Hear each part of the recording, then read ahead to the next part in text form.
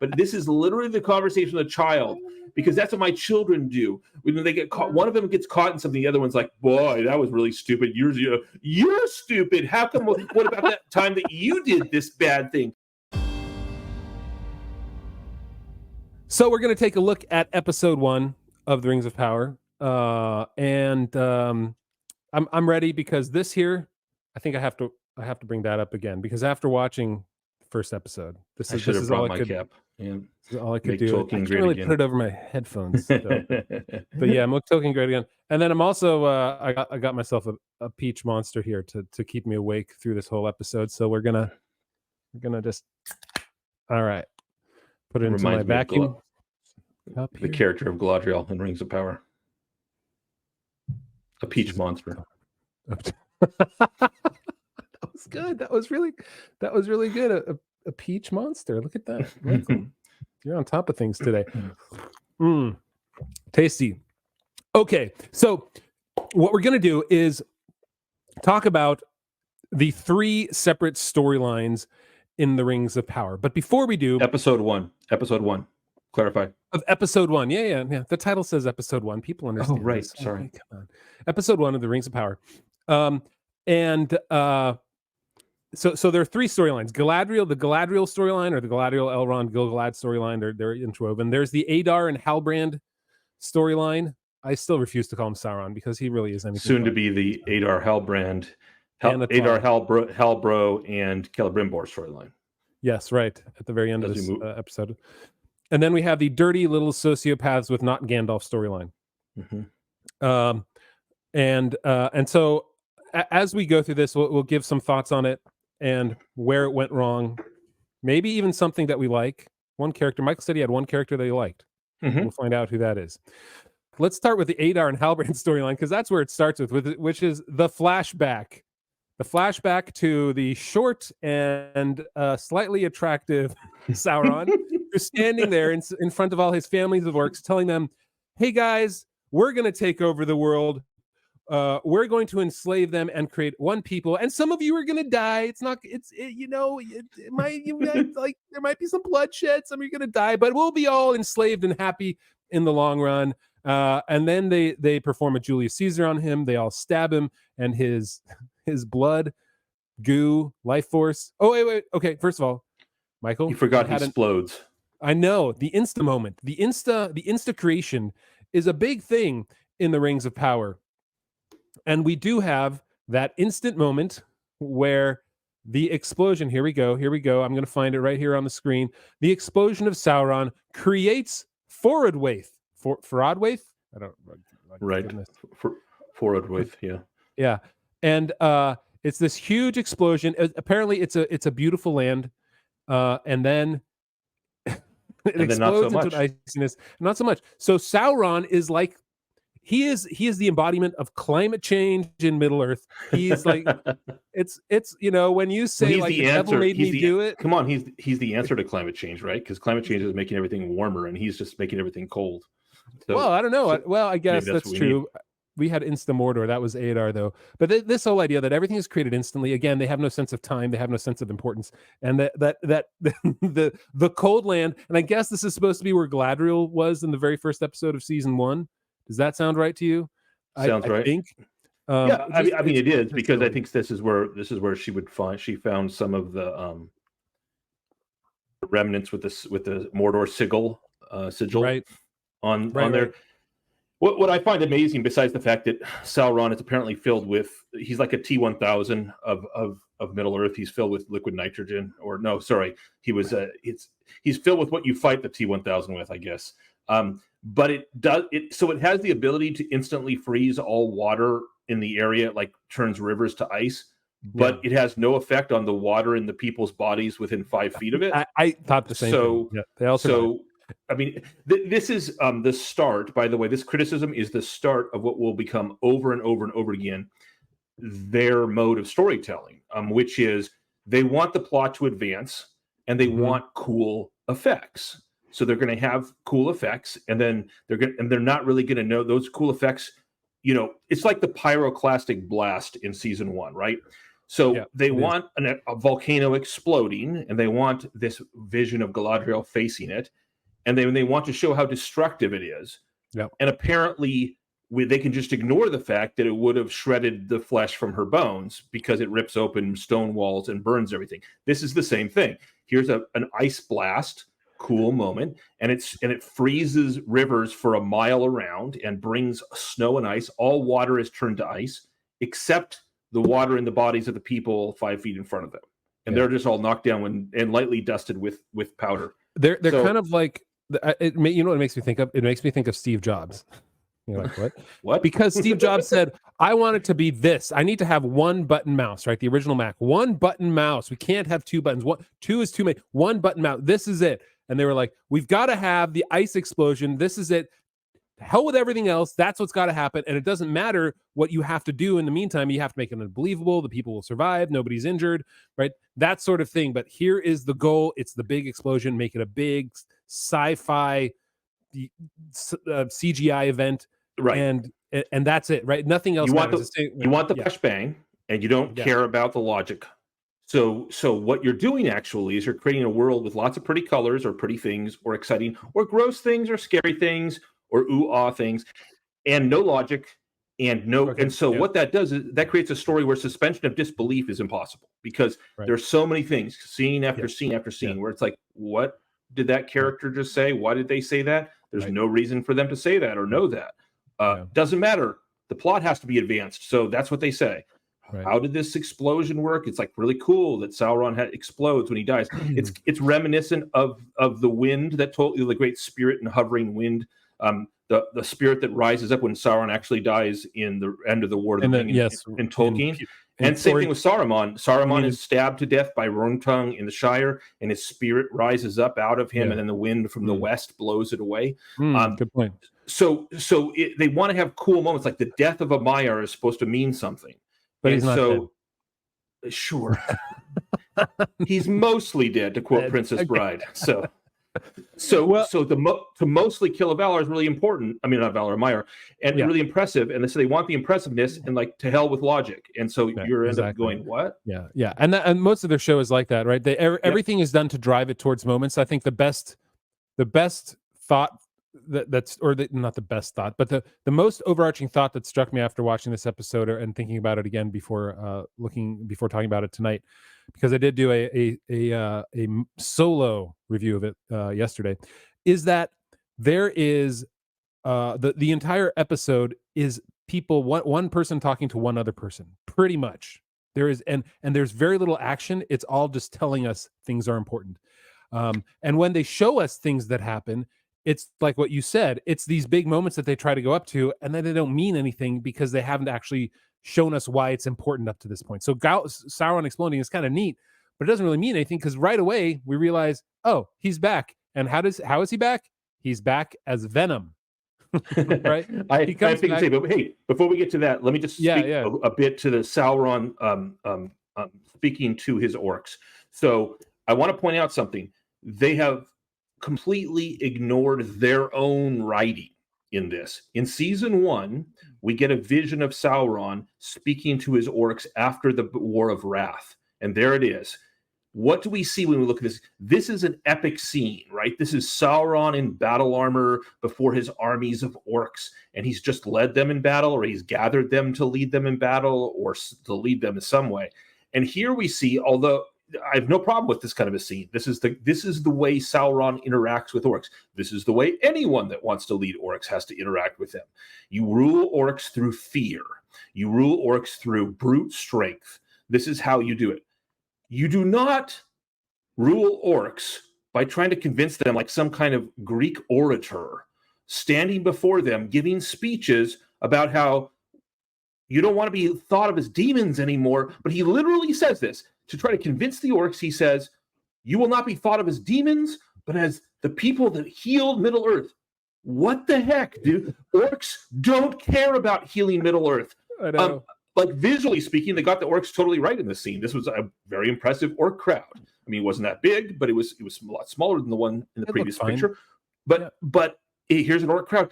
And he's sitting there like an effeminate, pudgy Greek orator, talking to them in a way. And I just think to myself, who wrote this scene? What do they clearly didn't even try to think about what it was that, how do you lead orcs? It's absolutely, it's just, it makes no sense whatsoever. Sauron wouldn't lead this way. He never leads this way. Has, never will. And so this is wrong according to their own vision. And furthermore, they clearly are trying to play sympathies in us up for the orcs, which they're going to do in later episodes as well. But the sympathies are like, feel bad for the orcs, like they're a downtrodden people, and we're even supposed to dislike Sauron in this form here because an orc comes and tries to stab him, which, you know, any orc that doesn't respect you, that's what they're going to try to do. And so whatever, orcs being orcs, and then Sauron kills him. But the way he kills him is like petty and pathetic. He like slashes his throat, and then he sits and holds his body and does this with the dagger, stab in the face. While we see it from the back, from right past Adar, and then he has this sort of touching moment where he flicks his hair. He flicks his hair and straightens his hair, and like he's being prissy as well as petty. It's so stupid. And so unlike Sauron. So you're saying that what you're saying is that you don't believe that the guy who's playing Sauron right there is this same character? No, he isn't. And Rings of Power gave us both of these, so they can't even stay true to their own vision of Sauron. But don't worry, folks. We have a new vision of Sauron. Like you said, Venom, but I have a better one. It's better than Venom. I mean, it's true. That's the CGI effect that they use for Venom. But he's a sludge monster from the third season of Stranger Things. So in Stranger Things third season, there's a sludge monster that crawls along the ground, literally eats rats with the same. Oh yeah, yeah. And he eats humans too and absorbs it. And he has this, and eventually he turns into a much bigger monster because he keeps eating people, and so he gets bigger and bigger. So he doesn't shapeshift like Sauron does. But the whole eating the rat thing, it's directly from Stranger Things season 3. Even the way that he looks is like the monster from that season. And so anyway, it's you know, they can't make up their own stuff. They have to let's combine Venom and Stranger Things. And the reason it brought up Stranger Things too, I have to admit to me, is because that's my only explanation for the rot, the black rot that's infecting all the elvish trees, is the Upside Down. So the Upside Down is clearly invading Middle Earth. Because there is no other reason that there's like random rot. But anyway, here we go. Floppy slug Sauron. When I think of a great Maiar returning from death, essentially, or returning to a physical form, this is not what I had in mind at all. Particularly because Maiar, right? They're of the earth, but there were the other beings other than the Valar created at the same time, right? The lesser beings, the lesser Valar. So they are still supernatural, right? And so to have them essentially be this interweaving spaghetti monster, black spaghetti monster that needs to consume things, is this? If they wanted to show that he was more than the evil that he was, that what was inside of him, that was created in him because he followed Morgoth, show him as a creature that is slowly regaining form from a sort of spiritually and maybe cosmically important perspective, like gathering in a certain place in the world, or right. Slowly weaving back together through the light and the sinews, just like, you know, Gandalf had to go through space and time, and Peter Jackson didn't really want to show how he returned, and so he was just like, all right, we're just going to kind of show some galaxies and sort of a body returning, and not just explain, like, if they would have explained Gandalf returning like this, imagine him in Fangorn Forest, he's like flopping over until he finally becomes Gandalf the White, and you're like, oh, that's horrible, why would they do that? But it felt like they had to show him coming back this way. And then why does he show up as Halbrand instead of the short dude Sauron? I don't know. Yeah. So all of a sudden he changes too. We got to keep form. Yeah. So he kills the woman. One last thing about this, let me just point out, lest we, because we need to come back to this. This is, so they've broken another thing about Lord of the Rings. Sauron, if he had been killed prior to making the ring, would not have been able to pull his body back together. that's actually the only reason he can come back to life, is by his body being formed. Like evil Maiar, Balrogs, Sauron, any evil Maiar or Valar. I mean, the Valar maybe, but we only have one example of a Vala that is evil, and he's chained in the Timeless Void right now. So they don't have the ability to come back. The only reason Gandalf could come back is because Iluvatar directly summons him and creates him back, who is the creator of the universe, so he can do whatever he wants. Sauron could bring himself back to life, or reform his body, I should say, with the ring. That's one of the reasons he makes the ring. You're right. So he has. So this is again just a corruption of Tolkien's lore. That was the cool thing. One of the most important things about the ring was that with the ring, he now couldn't be killed, and he could always be brought back. But he doesn't have the ring. So this is another stepping all over Tolkien's lore. All right. So he comes back. He kills this woman to take his form back. And then he meets people. He meets the nicest, oldest man who has the most silly platitudes and says, "Why were you going this direction? Apparently orcs are destroying things. Why don't you come with us? Because there's some good in you. We can all choose to do good. Choosing to do good is better than choosing to do evil, blah, blah, blah. Join me or die." It just silly platitudes. And so somehow he ends up on a boat. Yeah, Middle-earth's one motivational speaker is the guy Sauron runs across. It's a Tony Robbins ancestor. Yeah, it's the Tony Robbins of Middle-earth. So he gets on the boat, and this is the boat that. Why is he on a boat? I don't know. They don't know. He just ends up on a boat for some reason. Jonathan, and why are they? You know why he's on a boat, because it looks up. Oh no. I thought we were past that. That's a whole it's about to look down. Ago. It's about to be convinced to look down. Yeah. Monster. But. All right, so he's on a boat. It's attacked by the sea monster. He can speak with the sea monster. It feels he's Aquaman Sauron. Now, granted, Sauron, sure he can be a tamer of beasts, I guess. He turned into a werewolf essentially in the Silmarillion too. So there is that. Yeah, he ruled werewolves. Yeah. So okay, I'll take that. But that's his only power in this entire episode. All we've seen of Sauron's power so far is he can tame the animals. No, he can blow up, and he can reform his body from a slug monster. All right. Halbro can only tame animals. So then of course he meets Galadriel, and then his next scene after he survives that Leviathan attack, he heads to Mordor as King of the Southlands to speak with Adar, and has the greatest line, the line that made me laugh the most, is he said, "Let my people go." And so Adar doesn't know he's Sauron, but he doesn't like him. And he puts him in chains, even though his whole point is like, hey, you've got to let me live because I know there's a sorcerer coming back that is going to come over and destroy you, and your only hope is me. And that is such a cheap plot point to make that the whole reason to keep him alive. Because if I were the king, I'd be like, yeah, no, nobody threatens me. We're just going to kill you now, right? That would be a much more intelligent thing to do, and I don't think that any sort of leader of people would brook the whole I'm going to it's totally unbelievable. So, but imagining what would be more believable, like you said, which is that Adar just goes, yeah, no, you're not threatening me, and you're a symbol to your people who they could rally around. So we're just going to kill you. And then they would try to kill him, and the same thing would happen, and he'd blow up and explode, and ice would be everywhere. And then Mordor would be a land of ice instead of fire. That would have been awesome. That's how it should have ended. That's right. It should have ended. Oh man! The whole Rings of Power season 2 ends 20 minutes into the first episode. They're like stab him again, and he blows up, and everything in Mordor freezes. And since everything freezes, there's no Ring of Power. There's no Mount Doom. It's all over. The end. Yeah. That'd be great. So he keeps him. He puts him in chains, and he's beaten by what's his name? Greta Gerwig. He's beaten by Warg food. Waldreg. Waldreg is his name. Wow, I can't believe that's how Waldreg. Very good.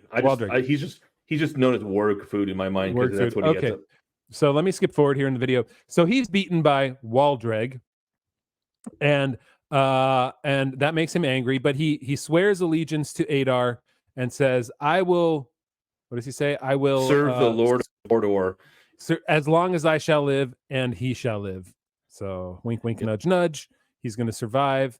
And they take off his chains, and then he essentially is given a horse to leave Mordor to go back and get information. I guess they never really clarified exactly. Yeah, the whole plot line is he says, "Well, just kidding. I don't actually know who Sauron is, but I'm trusted by the elves, and so I know where they're hiding him. And so I'm going to go, or relatively speaking, and I'll find out where he is, and then I'll come back and tell you." Which is the dumbest. If Adar wasn't supposed to shank him in the first scene, he should have shanked him here. Be like, "Oh, so you were lying to me, and I'm just supposed to let you go, and you pinky swear that you'll come back. So I'm sure that'll happen. Like you'll come back, and so sure, go ahead." Like at that point, he should have stabbed him. Like, whatever, you're useless. You're clearly a liar, and so we're going to kill you. So that's what should have happened. And he has a touching moment when he speaks to a warg, tames it, gives him a bone, and then later uses that same warg or somehow takes off the warg's collar. Don't know how, don't know why. He's just gone. Waldreg comes in and is chewed up, eaten by the warg. And let's see. It's right here. And he smiles because it happens. Anyway, so that's that's essentially everything for him, other than he does, wearing the exact same clothes. Again, time and distance don't matter. He is leaving Mordor here. Well, here's where I will tell you. This was the last scene. Okay, go ahead and finish, then I'll tell you. So he's leaving Mordor. Yeah. In the very last. So he's leaving Mordor on a horse. He's got no saddlebags, right? He's got nothing. He's not carrying anything. How far is Mordor from Eregion? 600 miles, maybe, something like that. It's remember last season at the end, he walked there. Apparently, if you start walking from Austin Athil to anywhere, you just get there instantly, just like during the fourth and Elrond walk, or Celebrimbor and Elrond rather, walk from Austin Athil to the doors of Moria in like an afternoon. Yeah. They probably had they had Deckard Cain to give them a scroll of town portal just to portal around wherever they wanted to. Does anybody play Diablo? That's good. So I like it. Your scroll of town portal. So he walks. I was just going to say, this is my. So I'm going to talk about my favorite character. We're not going to see him again. I actually like Adar. I like Adar in this one. He's the only one with depth. Like when in Sauron's kludgy Greek order scene where he's trying to convince orcs through a stupid speech that wouldn't even convince stupid humans. And Adar's like, he's clearly not liking what he's hearing, but he has the self-control, and then he has betrayal, and he has nuance to him. I mean, we just pointed out where he didn't do a thing he should have done, which is just slit, Halbrand's throat. Yeah.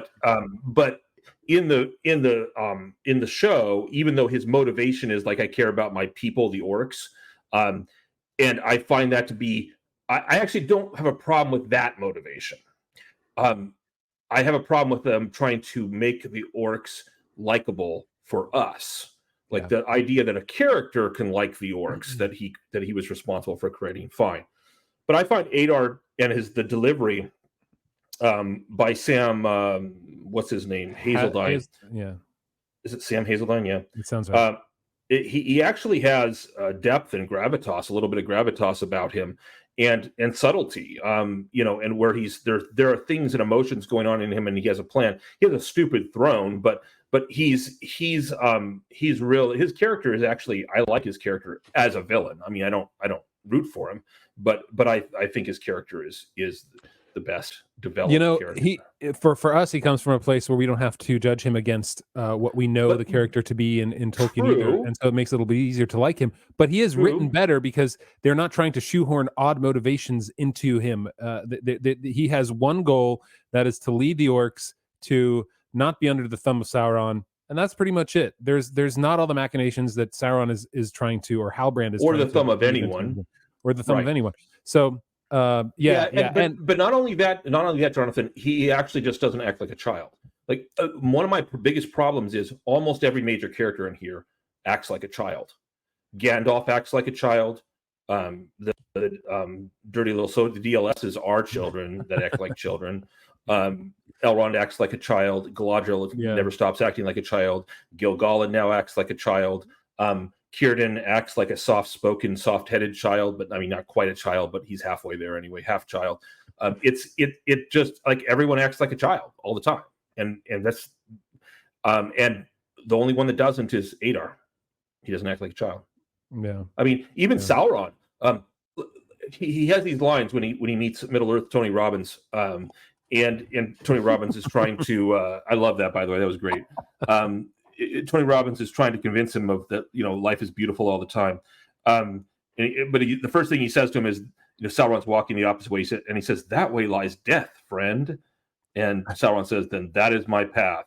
He's like a brooding teenager, and the stupid thing is he's just celebrated coming back to life, and he's like, "Now I'm going to go die." What, that doesn't even make it. And he says, just brooding like goth teenager, and the funny thing is like you could say like he's going back to actually maybe go back to the orcs and take care of them, but what power does he actually have to hurt them? They've shown us nothing. That if he's going back to death because that is his path is not a pithy thing.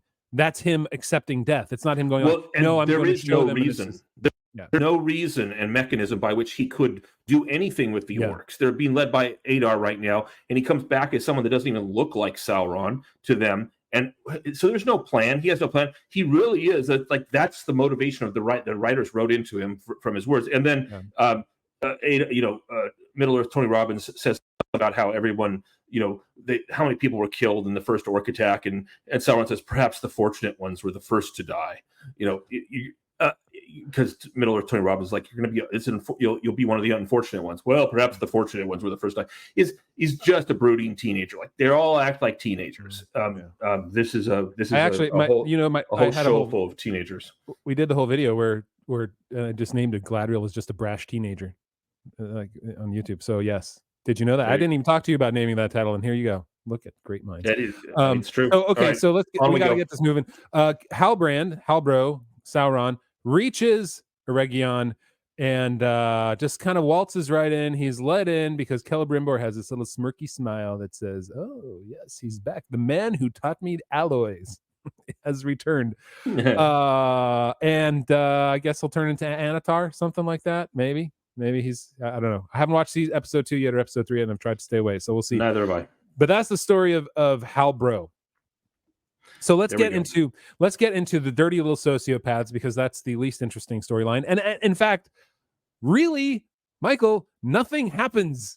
Nothing at all happens with these. I mean, really, nothing has happened with these characters at all. They discover not Gandalf, and they could essentially be at this point without anything going on in between. They have given us absolutely nothing to drive the series forward. There is no point to this story at all. They haven't even gotten to Rune by the beginning of this episode. We don't even know why they're going there, because it smells good, maybe because the stars are that way. But then, right, they're walking around. The first scene we have of them, this is me now getting really annoyed with the show, like really super annoyed. They come upon these trees. Let's see if I can find the scene. They come upon these trees that apparently they've seen multiple times. It was a little bit obtuse how they communicated that, but they've been going in circles, Michael. They've been going in circles in the bright sunlight, where the sun goes from one direction to another, and they keep going in circles. And I'm like, who are these people? If that's not a metaphor for Rings of Power and the DLSs anyway, this is what they're all about. Literally, this is the plot of this whole subplot. Here it is. Ready? Yeah, ready. Not Gandalf, definitely not Gandalf, and sociopath Frodo are wandering. Talk about Gandalf's dream of a staff.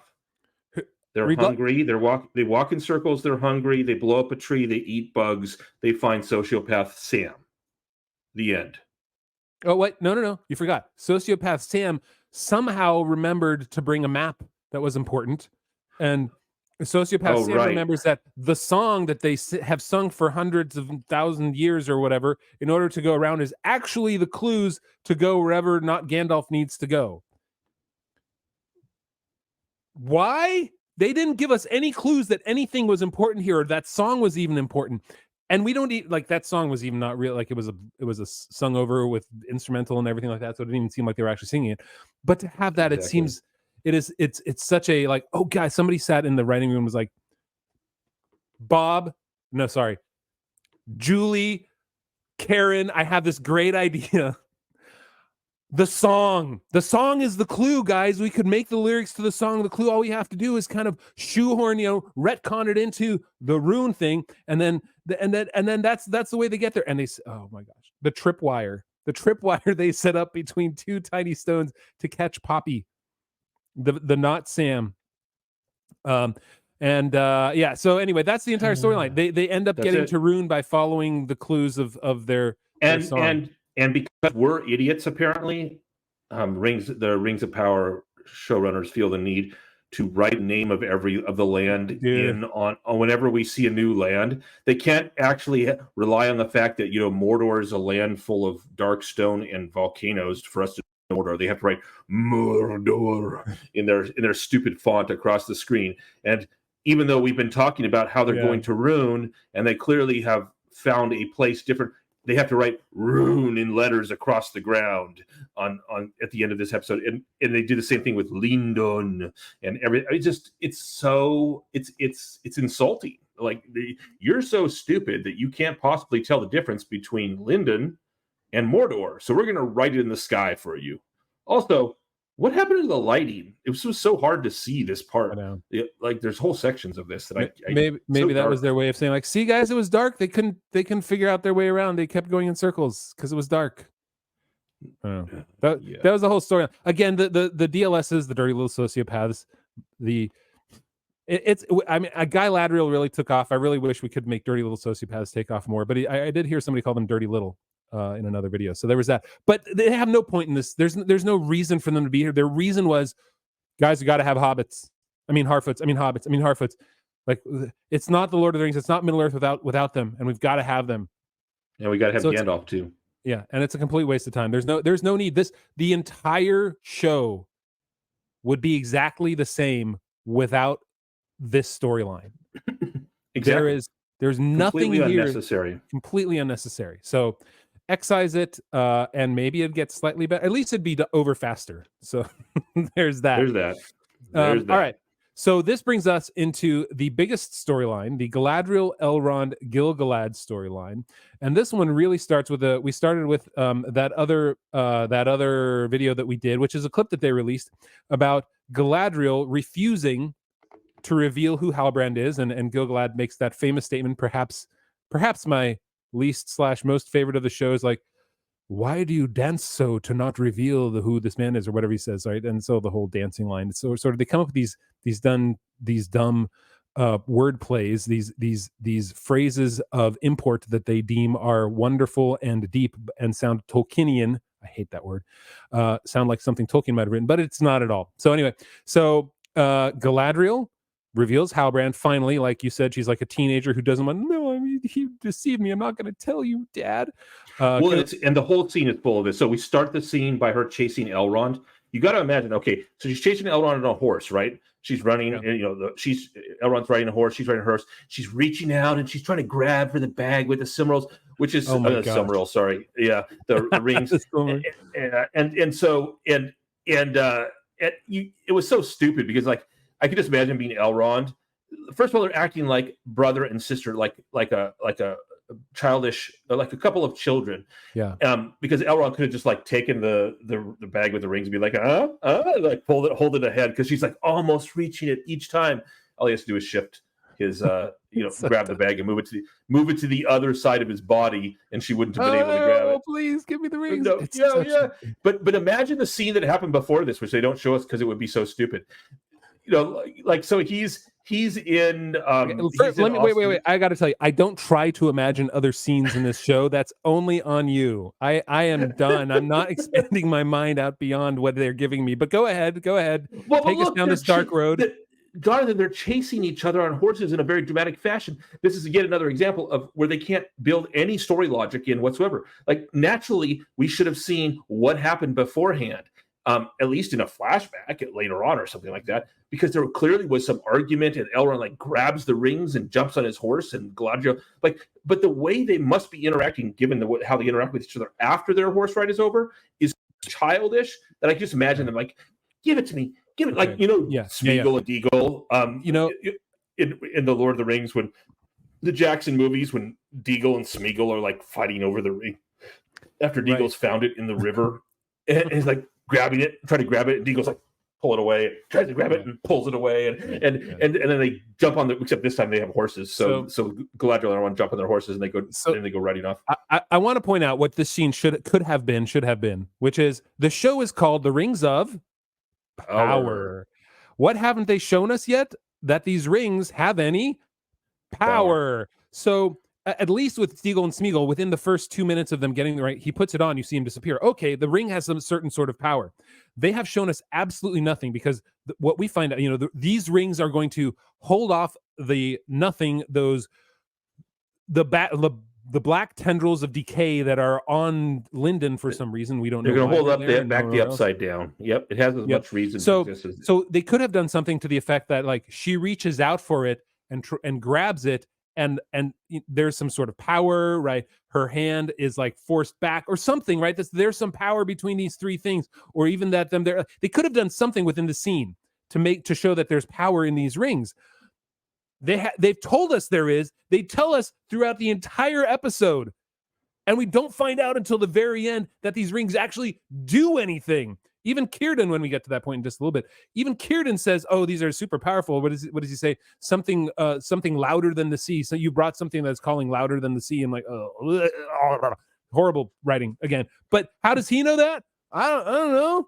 Because we don't know that these rings do anything. They haven't shown us the entire 9 episodes now that they are infused with anything other than Mithril, and Mithril doesn't actually do anything in Tolkien's world, except for in this world, you put it near the black tendrils of Stranger Things nothingness, and it makes it go away. That's what it does, but they haven't shown us that these rings actually have that power yet. So how are we supposed to believe it? I don't know. Anyway, all right. So so back to the children. So they're here, and what I was struck by the second time watching it through was how after she finally admits, he drags the truth out of her like a petulant child, that it was in fact Sauron.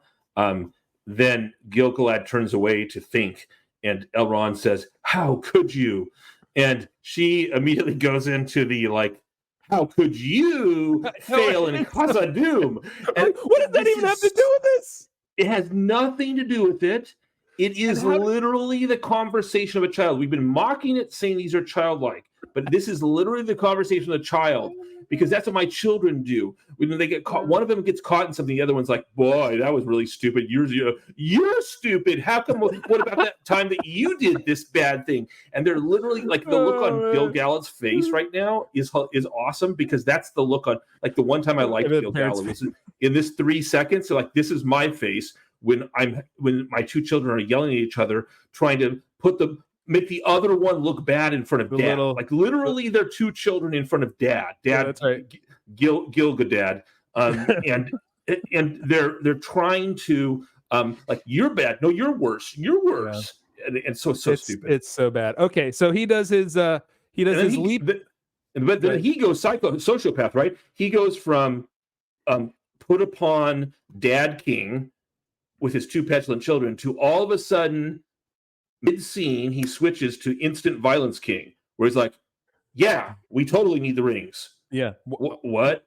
And why it's far above your station? And like, but he's the guy who's been talking to you the entire time. Aren't you leaning on him anyway? He's your herald. He can't have an opinion. And so he meets. So this is another example of this. The characters are the writers don't have an idea of the characters. They're just writing lines they think are cool and scenes they think are cool. And so the characters are totally inconsistent. And speaking of inconsistent characters, so Elrond's supposed to be smart enough to figure out the real danger of the ring. But I would like to point something out here too, because this comes up again when he meets Cirdan. He doesn't have any evidence the rings are going to do bad things. Where's the why does he think that? I know, like, Sauron was involved. Okay, look, that's a reason to have suspicion. Sauron was involved.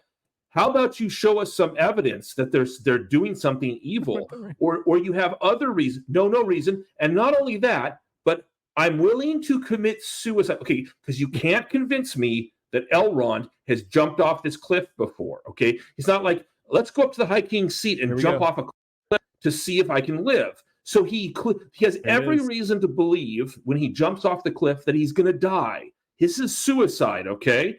You don't jump off cliffs into deep pools. That's not the way it works. You hit the rocks, the jagged rocks on the way down, and you die. Okay, so he's committing suicide. Wait, and Elwing he can't even prevent. What? Elwing jumped off a cliff. Remember, the Arundel's wife? She jumped off and transformed into a bird. Yeah. Oh, right. So somebody came and saved her, and they. Yeah. So the Valar saved her, and by the way, he was doing that in a position where, like, her life was on the line, and everything she held dear, and the Silmaril was about to be taken by Mithros and Maglor, so this Silmaril was a cause, and her life was in peril. So she was just jumping on the off chance that she might live, and the Valar had. He's not doing that. Literally, the best thing he can do, if you're Elrond, the best thing you do is, you're making a mistake here, but you're my king. Here's the rings. You're making a mistake. Stick around, have influence, and try to convince them, or take the rings at another time.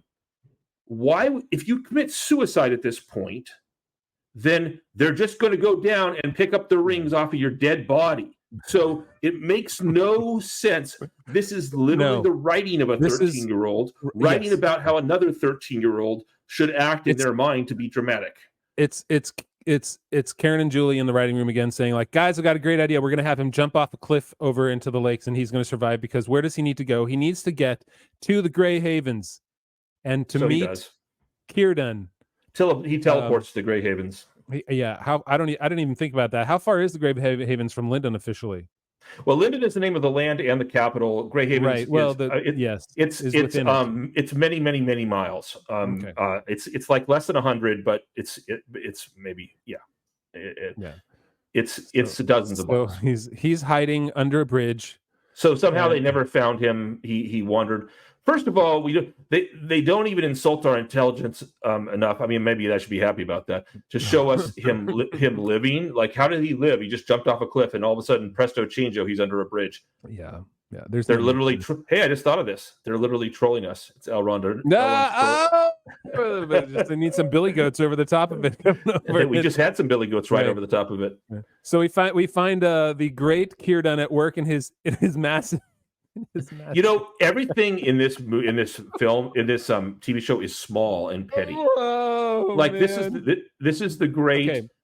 Look at this ship. Look at this ship. So, like, I want to point out. So the reason we know the ships that Cirdan built were great and massive, actually, is because Swan ships. But remember that we learned in The Mariner's Wife in Unfinished Tales, he taught Aldarion how to build ships, and Andarion, what did he build? The Elephant of the Water, was it called? Oh man, I forget the Numenorean name, but it is Elephant of the Water. Yeah. Elephant of the Water, right? And it's a huge, massive ship, and that's what Cirdan, 500 years, 600 years before this event, would have taught him.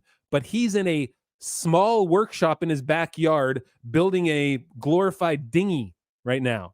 Not a massive, like, they needed to show us a massive boat. Like, he is building large ships that the elves would sail on to around Middle Earth, to Numenor, because at this point, right, Numenor was a thing, and to Valinor. But they show us essentially this dinghy, and everything is small. It's supposed to be small and homey, but it's just, I mean, everything's small and weak and wimpy and rustic and dirty, and it like, this is not the elves. These are not the elves. No, it's not. This is not Cirdan the shipwright, oldest and wisest of the elves. He's not even the oldest.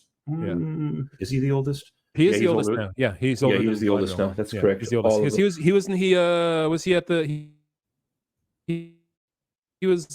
Wasn't he that young? Am I right in thinking that, or not? You broke up there. Say that again. Did he wake up at the shores of Lake Cuiviénen with the other elves? He was definitely there when they made their migration. So he probably did. So yes. He was at least early enough there. All right. Yeah. So Elrond has the rings with him, and Cirdan says to him, "You bring something louder than the sea." So he can feel somehow that these rings are powerful, even though they've, again, never shown us anything like that. And as they As it's storytelling through exposition. I think you were saying this earlier. It's two people talking the entire show. Yeah, that like the story we're supposed to learn about and we're supposed to believe as watchers is we just supposed to listen to their words and believe what they say. They don't show us anything. Yeah. So they never show us the rings. They never show us how Cirdan understands that the rings are there. They never show us that Cirdan walks in and he's like, you can stop hiding now. And he knows that Elrond's there hiding. But how does he know? I don't know. They don't give us that sort of idea. They don't. But I mean, that's believable that he's caught glimpses of Elrond. But here's what's not believable in the next scene. Like, so Elrond's talking to him. And then Galadriel magically figures out that Cirdan. That Elrond is with Cirdan. And we could talk about this scene because there's funny parts about this, but to skip to the end, or you want to do it in chronological order? Yeah. So okay. So ultimately, yeah. So he Gil-galad then is like, I need to send a message to Celebrimbor. Well, what's the message he's sending? About the rings, the need to make more rings, or that I don't even remember. What did he say the message was? Oh, he's telling Celebrimbor not to treat with Sauron. With Sauron. Okay. So he has to be. He says, I'm going to be momentarily aligned with you, Galadriel, even though you lied to us and you're a petulant little girl. You are the problem, but you know what? Right now, you're too important, Commander, not to be involved here. So then he's like, well, where would Elrond? And people are like, we couldn't find him anywhere where rock meets or where water meets rock. I'm like, oh, another little tortured line, water meets rock. That's not anything that Tolkien ever would have written. So Galadriel then is like, no, he's not dead. How does she know? And then he's like, well, where would he have gone? And she's like, well, he would have gone to someone who is stronger, who has more deep knowledge, who is wiser. He would have gone to someone who can turn the tides, or of something. Well, she says someone even you would respect, High King, and then someone who would turn the tides. Dun dun dun. Okay, so she figures it out. In water, yeah. So she figures it out randomly. Why, I don't know. It doesn't explain. And then they randomly get on horses and ride to Cirdan. Yeah, and it's overnight. It's just like or a couple hours maybe. It's pretty fast. It's at night, and they arrive at night. And it's the same night that he was talking to him. So I guess it's right there. It's one set over from this other set. So they get on horses, they ride over, and they know instantly that Elrond's there and which house he's in. Like, how do they know that? Because there's something louder than the sea, Michael. And then Galadriel's like, let me go in and treat with him one last time. It's so overly dramatic. Everything's 13 years old. Okay. Give me one last chance is what she literally says. And she comes to say, Elrond, I have come to coax you willingly. Otherwise, we're going to like cuff you and take you in, you politician architect. Yeah. But at this point, we learn that Cirdan has already gone out on his glorious boat. The dinghy of import. The dinghy of doom. The dinghy of doom. Oh my gosh, guys. This was probably my least favorite part of the show because you want, like, okay, the look of Cirdan, I'm totally fine with, right? He is the oldest. He has sort of a little bit of a wizened, but not still a youthful face in a way. I was okay with it. The beard is fine because he's the one with facial hair. He's the one elf with the beard. But then they put him on this stupid little frickin' sailboat, and he's going out into the deepest chasm of the seas of Middle-earth. What is he? I don't even remember the phrase. Which, by the way, that deepest chasm is like 300 yards from the shore of Linden. He's still in essentially the bay. Yeah, he's in the bay. Yeah, he stops in the bay because when he's about to drop the rings, we see the shot of the shore. It's like right there. He hasn't gone out at all. It just struck me. Turufanto, isn't that the name of the boat? Turufanto. There we go. Yeah, that's the name of the.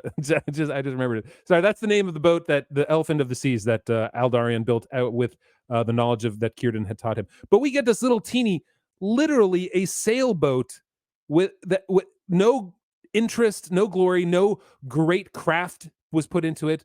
I mean, it doesn't even look beautiful. Like I can imagine Cirdan might have a little ship that he pilots himself. It would look beautiful. It would be the mast and sails would be gorgeous and embroidered. The ship's sides, it would be a work of art. This is Cirdan with his own personal little boat that he takes out by himself. One-man sailboat. Fine, I don't mind that. But it doesn't even look. It literally looks like he stole it from like one of the Harfoots. Show him though, right? He's a powerful elf. show him as not being a solitary elf. And that's what we get. Like Gil-galad, he's the leader of all the elves. You mean the 12 that are sometimes around the tree with him? Cirdan, he's the oldest, wisest elf. Why? I don't know. And he's the leader of the Grey Hymns. Okay, but he's not got leading anybody. 4 apprentices in that, right. or 6 apprentices right. in that shop. So right. he leads 6 apprentices. So then he's on the boat. Boy, this is going a little longer than we thought, Michael. He's on the boat, and the boat is knocked. It is bumped. It is bumped, bump. And I was just like, okay, that's like, are they trying to say that that's Ulmo bumping the boat right here? So he drops it, like he holds it over there, boom, he's bumped, and you would actually drop that in the water because he's holding it in the water, but he drops it into the boat, makes these little tinkly winkly sounds, and then he's captured by their power, their beauty. I don't know. I mean, these rings are not actually that beautiful. They look like they're something out of a gumball machine. They are. Yeah, they're no good. So he decides apparently not to cast them into the chasm, and instead takes it to Linden, where the tree is now completely gone. We get Millie Gil-galad, Millie Vanilli lip syncing here. The word, the lip. You remember the song he's singing to? Yeah. It was it's hemmed in, or it's shoehorned in the music in order to be.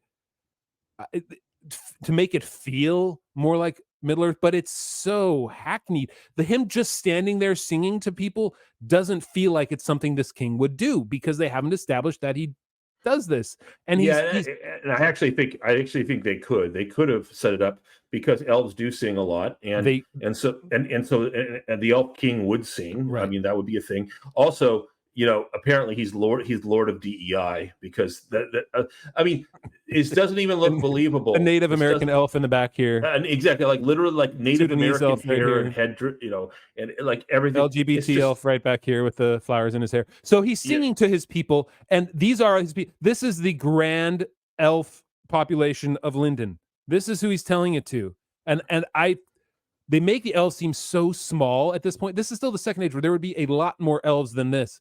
There's also a lot of ugly. There's a lot of ugly elves. There are plenty of people here that you would not describe as fair. I agree. Yes, but they had a quota to meet. So he sings the song, and then Cirdan walks up and is like, "Look, buddies, I brought the ring, and I'm going to drop the ring down the stairs, just like the ring fell down in Peter Jackson." Well, he gets scared. Doogie Elrond pulls off a jump scare. He goes, "No!" and Gil-galad goes, "Oh," and drops the rings. Yeah. He literally is scared. He scares Gil-galad, and it falls, drops all the way down to Galadriel's feet. She puts on the ring. Gil-galad puts on the ring, and as soon as they do, in that power of 3, this one tree in Linden becomes Lorelin from Valinor. And it lights up. It all the nothing, all the Stranger Things goop is gone, and the world is healed because of the power of these 3 rings. Now we finally see the rings have power, because there's balance in 3, Michael. Awkward smile. Balance in 3. Galadriel comes out again. And then the worst shot, in my opinion, of the series so far is where they tried to recreate the shot from Peter Jackson's, where Galadriel, where the 3 of them are holding up their 3 rings. Very brief shot, but they're not holding it like this. They're actually like this, like flat, like parallel to the ground. They're holding it a little bit up, and so it's a little more of a natural shot. But here we get the shot of where they hold it out like this, and then she puts it up right there, and then watch, you can see her hand shaking just a little bit, like, I can't, guys, this is the 7th take. I can't hold my hand here for this long. But again, goes back to, like, this is where they wanted Sauron to have his moment where he explodes and turns forward Waith into ice. They wanted to have the shot of the 3 rings and pulling away from it, like a droney shot where it pulls away from them to show them, oh, look, they're wearing the 3 rings now, because they had this planned in the storyboards from day one. And so they had to have it. Awkward. Like, look at that. Nobody, look at Cirdan's hand. Sorry. It's just so awkward. And you look at this, here's the thing. People be like, why are you going so hard on this shot? I'm like, because these kinds of shots, the details of a quality shot, if it's not quality, it pulls you out of the show. And so you remember that I'm watching a show because something was done poorly. You cannot do these things poorly, because it rips you right, like on fairy stories, right? You have to believe that you're there and that you're a part of it. If you don't, and I say, you look at this and go like, say, wow, that's an interesting shot. I wonder what crane they used in order to pull that off, right? That's not what you want to be saying. You want to be saying, oh my gosh, I can't believe these rings. Like, and it has to be natural. So anyway, this shot just drives me. Yeah, everything, it's all forced. I agree. Yeah, this is this just brought back to me the whole, like, what is this super wrought anyway? Why is it coming about? Like, this is years after the War of Wrath. And this is, so just like the whole Sauron wouldn't be able to reform his body, this is complete anti-Tolkien. So the fading of the Eldar for Tolkien was a concept which had to do with their long stay and basically being away from the light of Valinor over thousands of years after the War of Wrath. Right. This is immediately after the War of Wrath, at least in Elven terms, it's immediately after the War of Wrath. And so, just a few hundred years, there's many thousands to go before the fading will actually have any effect. And yet the Upside Down invades and everything's going to die and they have to leave within like almost immediately. Where does it come from? There's no reason for it. Like, what is it? This black rot stuff anyway. That's not how the fading. That's not how the fading of the Eldar works. They become less powerful and they become more, in basically part of the world rather than these lords. Yeah, they could have. You know what they could have done if they were actually smart writers in there, or writers that knew how to write stories and say like, okay, well, when Sauron leaked into the